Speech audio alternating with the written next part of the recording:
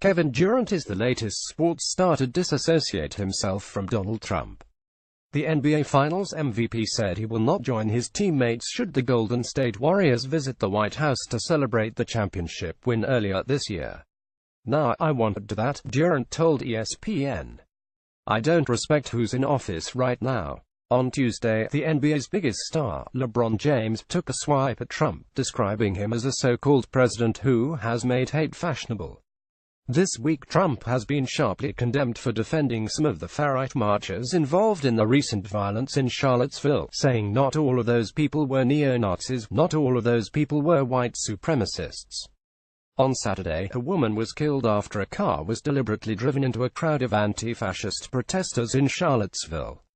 Teams traditionally visit the White House after a championship victory, although the Warriors have yet to receive a formal invitation. There have been rumors Golden State will boycott the ceremony. The team's coach, Steve Kerr, has been critical of Trump in the past. "I don't agree with what Trump agrees with, so my voice is going to be heard by not doing that," said Durant, who added he did not speak for his team. "That's just me personally, but if I know my guys well enough, they'll all agree with me." Durant said he has no doubt that Trump is having a negative effect on race relations in the U.S. "He's definitely driving it," Durant said. "I feel ever since HES got into office, or since he ran for the presidency, our country has been so divided, and it's not a coincidence. When Barack Obama was in office, things were looking up. We had so much hope in our communities where I come from because we had a black president, and that was a first. So, to see that, and to be where we are now, it just felt like we took a turn for the worse, man. It all comes from who is in the administration. It comes from the top, leadership trickles down to the rest of us. So, if we have someone in office that doesn't care about all people, then we won't go anywhere as a country. In my opinion, until we get him out of here, we won't see any progress." The violence in Charlottesville came after white supremacists gathered to protest the removal of a statue of the Confederate General Robert E. Lee. On Thursday, Trump decried the removal of such beautiful statues and monuments. Some professional sports teams disagree. On Thursday, Tampa, Florida's teams, the Lightning NHL, the Rays MLB and the Buccaneers NFL, said they would help fund the removal of a Confederate statue that stands in front of the local courthouse. Tampa Bay Lightning at Table Lightning, a joint statement from us at Rays Baseball at T Buccaneers regarding the movement to remove the Confederate monument from downtown Tampa. Pic.twitter.com/87jag604 August 17, 2017. Also on Thursday, another team made steps to break with its past.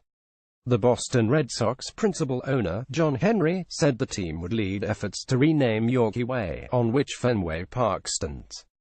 The street is named for Tom Yawkey, owner of the team from 1933 until his death in 1976.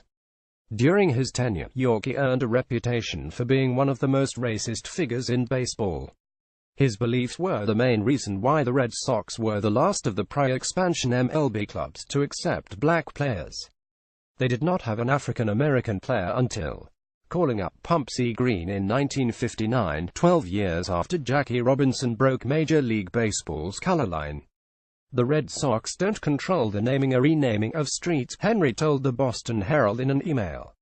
But for me, personally, the street name has always been a consistent reminder that it is our job to ensure the Red Sox are not just multicultural, but stand for as many of the right things in our community as we can, particularly in our African American community and in the Dominican community that has embraced us so fully. Professional sports in the U.S. have seen a number of protests over the past year. Colin Kaepernick and Michael Bennett are among the NFL players to have sat at the national anthem in protest at racial injustice in the U.S. Durant paid tribute to their efforts on Thursday. "As far as what's going on in our country, for one as an athlete, you have to commend Colin Kaepernick, LeBron James, Carmelo Anthony, CP3, Chris Paul, Dwayne Wade for starting that conversation last year." Russell Westbrook also said something. "A lot of guys with platforms have drove the conversation in a good direction.